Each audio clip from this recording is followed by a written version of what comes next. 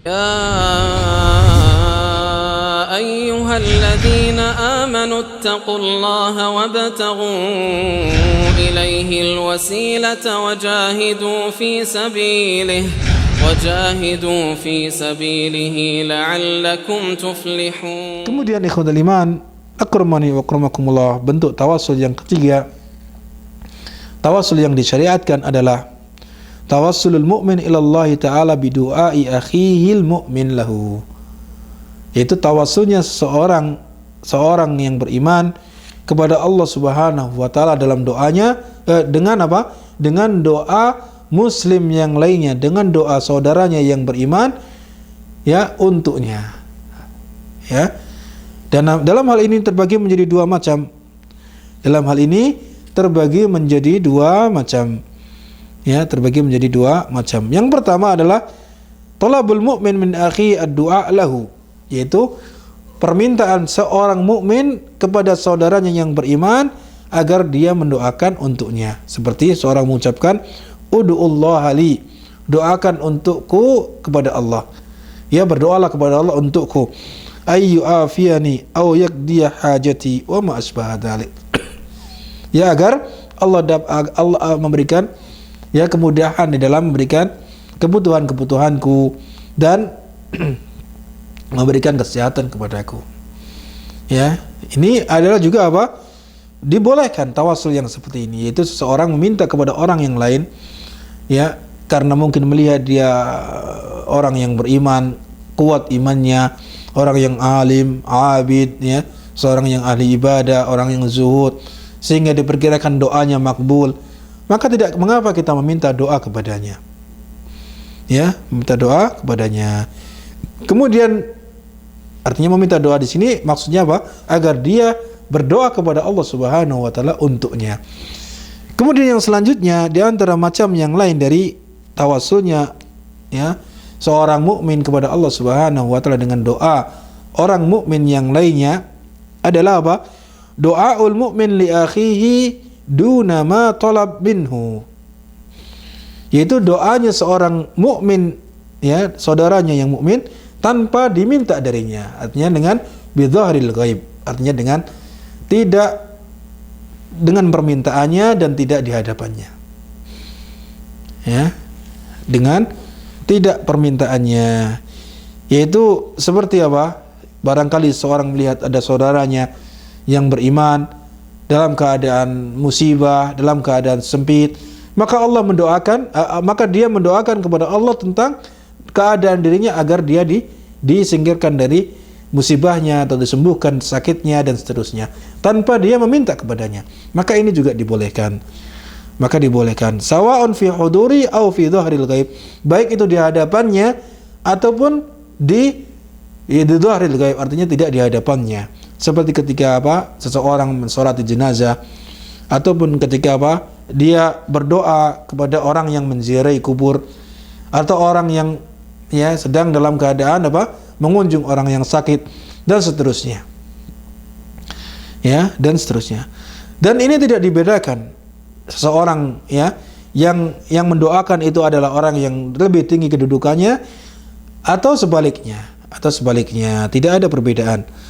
Ya, sebagaimana ya al-muslimuna kanu yatawassaluna ila Allah taala bi du'ai nabiyihim alaihi salatu wasalam. Sebagaimana kaum muslimin dahulu, para sahabat-sahabat Rasulullah sallallahu alaihi wasallam, di mana mereka bertawasul kepada Allah Subhanahu wa taala pada doanya, yaitu dengan doa Nabi sallallahu alaihi wasallam. Dengan doa Nabi sallallahu alaihi wasallam dalam keadaan beliau masih hidup.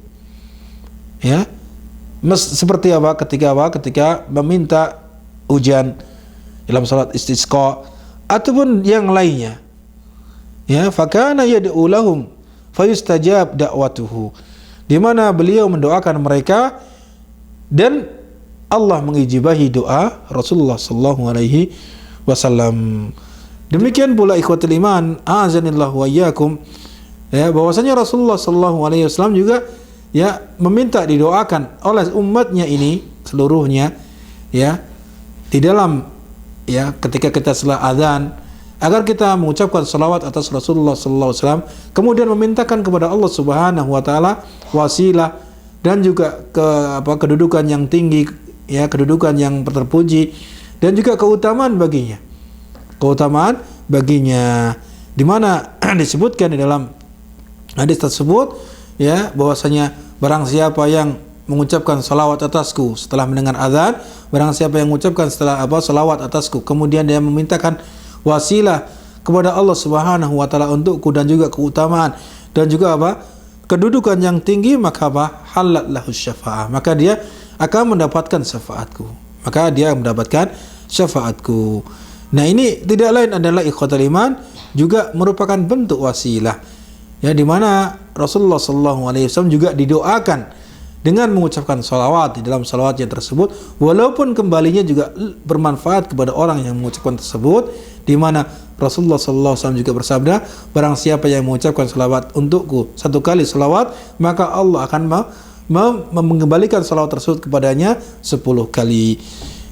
Kemudian juga seorang yang memintakan wasilah kepada Allah Subhanahu wa taala dan kedudukan yang tinggi bagi Rasulullah sallallahu alaihi wasallam, ini tidak lain adalah juga merupakan merupakan sesuatu yang kembalinya manfaatnya kepada hamba tersebut, kepada umat tersebut yang mendoakan Rasulullah sallallahu alaihi wasallam, yaitu dia mendapatkan syafaat Rasulullah sallallahu alaihi wasallam dengan izin Allah Subhanahu wa taala. Demikian pula dalam riwayat yang lain disebutkan bahwasanya Rasulullah sallallahu alaihi wasallam meminta kepada Umar bin Khattab ketika beliau umrah, ya, agar beliau mendoakan Rasulullah sallallahu alaihi wasallam. Sekali lagi, ini adalah merupakan sesuatu yang dibolehkan, ya, baik itu seseorang meminta doa dari orang yang lebih tinggi darinya, atau seseorang yang lebih tinggi dari posisinya kepada orang yang lebih dari posisinya, misalkan dia rakyatnya atau mungkin dia pembantunya atau yang lainnya kepadanya. Di antara dalil-dalil, ya, di antara dalil-dalil bentuk tawasul yang ketiga ini, ikhwatal iman, tawasul yang disyariatkan adalah yang pertama sebutkan dalam firman Allah Subhanahu wa taala, walau annahum idz zalamu anfusahum ja'uka fastaghfirullaha wastaghfara lahumur rasul lawajadullaha tawwabar rahima. Ya, walau annahum idz zalamu, dan seandainya mereka, ya, ketika mereka berbuat zalim, artinya mendolimi diri mereka sendiri, ja'uka, mereka mendatangimu, dia mendatangimu wahai Muhammad, fastaghfirullah, dan mereka meminta ampunan kepada Allah, fastaghfara lahumur rasul, kemudian Rasulullah SAW meminta ampunan bagi mereka kepada Allah Subhanahu wa taala, la wajadullah tawwaban wa rahima, maka niscaya mereka akan mendapati Allah Subhanahu wa taala Maha menerima taubat dan Maha penyayang. Fastighfarur Rasul sallallahu alaihi wasallam lahum, istighfarnya Rasulullah SAW, permintaan ampunan Rasulullah SAW kepada mereka, artinya untuk mereka, tawassulun bidu'ail mu'min li akhihi, ya, adalah merupakan bentuk tawassul dengan doanya seorang mukmin kepada saudaranya yang mukmin. Wa mimma yajibu tanbih alaihi, dan juga merupakan perkara yang perlu diperhatikan terhadapnya, wa tanwih anhu, dan juga bentuk istighfar Rasulullah sallallahu alaihi wasallam, huwa anna istighfarur Rasul sallallahu alaihi wasallam innama kana wala syak fi hayatihi, dan juga merupakan perkara yang perlu diperhatikan adalah bahwa istighfar Rasulullah sallallahu alaihi wasallam kepada mereka, permintaan ampunan Rasulullah sallallahu alaihi wasallam bagi orang-orang yang beriman, bagi sahabat-sahabatnya, adalah ketika beliau masih hidup, tidak ragu lagi, ya, dan tidak dibolehkan bagi seorang pun meminta kepada Rasulullah SAW untuk diampuni dosanya, ya, kepada Allah Subhanahu wa taala. Dia meminta kepada Rasul setelah dia meninggal, setelah Rasulullah SAW sudah wafat, dia datang kepada kuburannya lalu meminta kepada Rasul agar dimintakan ampunan kepada Allah, maka ini tidak dibolehkan. Maka ini tidak dibolehkan, ya, seseorang yang datang ke kuburannya lalu dia meminta kepadanya agar dia memintakan ampunan, agar dia beristighfar kepada Allah untuknya, maka ini adalah bentuk istighfar yang dilarang, ya, bentuk istighfar yang dilarang. Dan bisa jadi ini adalah bentuk perbuatan yang syirik karena dia meminta kepada sesuatu yang tidak mampu. Karena Rasulullah SAW sudah meninggal. Dan sesuatu yang sudah meninggal adalah seseorang yang sesuatu yang sudah meninggal tidak lagi mampu memberikan manfaat kepada orang yang masih hidup.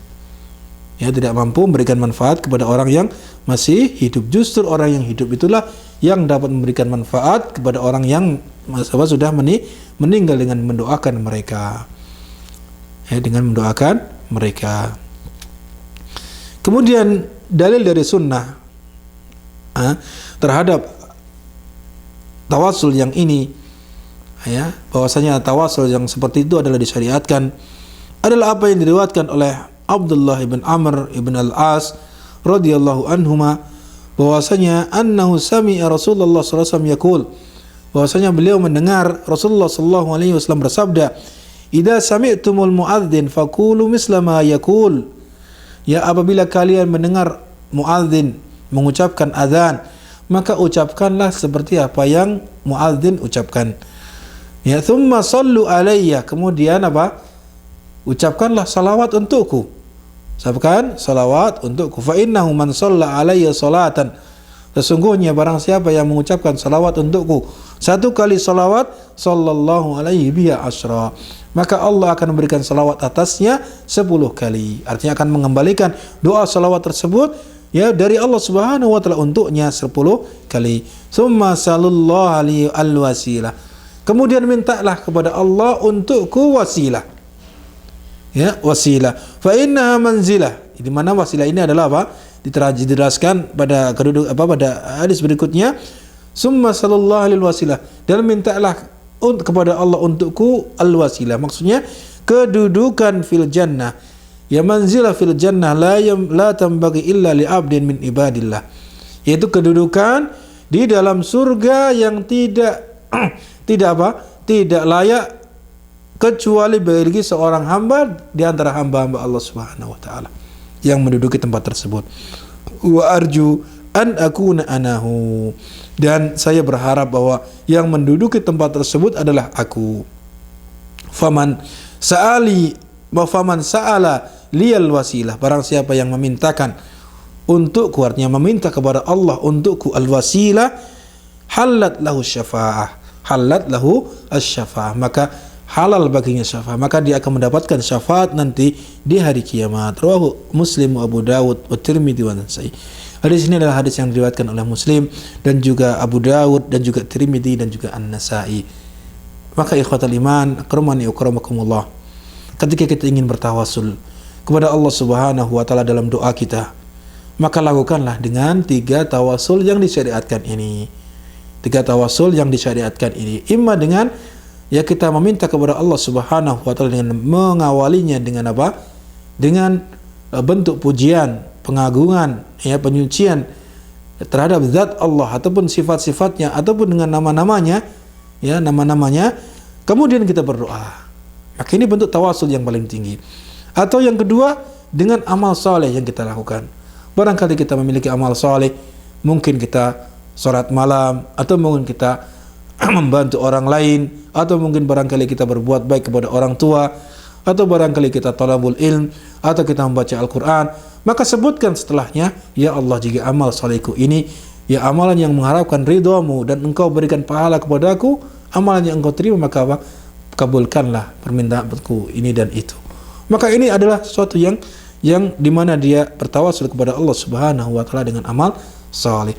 Atau seperti yang dicontohkan oleh Rasulullah SAW tadi, di mana Rasulullah SAW mengajarkan kepada Abu Bakar radhiyallahu anhu tentang doa, tentang doa yang dia baca di dalam salatnya, seperti apa? Allahumma inni dhalamtu nafsi dzulman katsiran, fa innahu la yaghfiru dzunuba illa anta faghfirli maghfiratan min indik warhamni innaka antal ghafurur rahim. Kemudian bentuk tawasul yang ketiga yang disyariatkan adalah dengan meminta doa. Tawasul adalah yang ketiga adalah doanya seorang mukmin kepada mukmin yang lainnya. Dan ini ada 2 bentuk. Imma dengan permintaannya atau tidak dengan permintaannya. Artinya dengan karena tabarruknya dia sendiri mendoakan orang mukmin yang lainnya, barangkali dia sedang terkena musibah atau yang lainnya. Ya, baik itu di hadapannya ataupun tidak di hadapannya. Ini adalah bentuk yang ketiga berdasarkan dalil-dalil dan juga contoh-contoh yang telah kita sebutkan. Ini saja yang dapat kita sampaikan ikhwatal iman, akramani wa akramakumullah pada kesempatan ini. Dan insya Allah pada pertemuan yang akan datang kita akan sampaikan terkait dengan tawasul yang tidak masyru', tawasul yang dilarang, ya, dan juga contoh-contohnya serta beberapa pertanyaan yang merupakan fatwa Syekh Abdul Aziz bin Baz rahimahullah, ya, yang di mana di sana terdapat pertanyaan-pertanyaan yang penting untuk kita dengarkan dari jawaban-jawaban beliau terhadap pertanyaan tersebut yang masih ada kaitannya dengan tawasul ini. Demikian saja yang dapat kita sampaikan. Wassallallahu ala nabiyina Muhammad wa ala alihi washabihi ajma'in. Assalamualaikum warahmatullahi wabarakatuh.